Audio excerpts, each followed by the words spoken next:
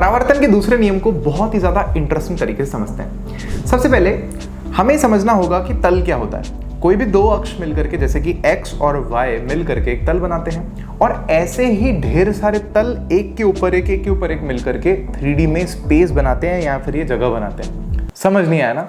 अब इसको ग्राफिकली समझते हैं। ग्राफ तो हमने बनाया ही है, तो कोई भी जो दो अक्ष हैं जैसे कि x और y मिलकर के एक तल बनाते हैं जिसको हम एक्स वाई तल बोलते हैं, और ऐसे ही तल अगर हम एक के ऊपर एक रखते जाएं तो हमें एक जगह मिल जाएगी, जैसे अब आप देख पा रहे हो। तो अब जब तल समझ लिया है तो यहाँ देखते हैं, मान लेते हैं कि इस आईने पर ऐसे ऊपर ढेर सारे तल हैं, उन्हीं से जगह बनी हुई है, और इसमें से एक तल को हम चुन लेते हैं। मान लीजिए ये वाला तल, इस पर हम प्रकाश को लेकर के आएंगे, आपतन कराएंगे और उसका परावर्तन कराएंगे, और वहीं पर अभिलंब को भी देखेंगे।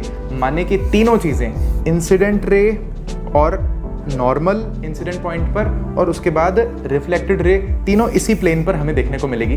देखते हैं। तो भाई लोग ये देखो कि जब इस पुट्ठे के सहारे जो लाइट आ रही है वो परावर्तन के बाद में, रिफ्लेक्शन के बाद में भी इसके सहारे जा रही है। अगर मैं कहीं पर भी और इस लाइट को रखूँगा तो आपको उसका रास्ता भी नहीं दिखेगा, लेकिन जैसे ही वो इसको टच होते हुए जाएगी तो आप देख पा रहे हो कि वो उसका परावर्तित होने के बाद भी रास्ता दिखेगा। इसका मतलब जो आने वाली किरण है जिस तल में आ रही है वो उसी तल में ही लौट के जा रही है। अगर हम तल ही बदल लें, अगर हम ऐसे कर लें तल, तो भी वही चीज़ होगी।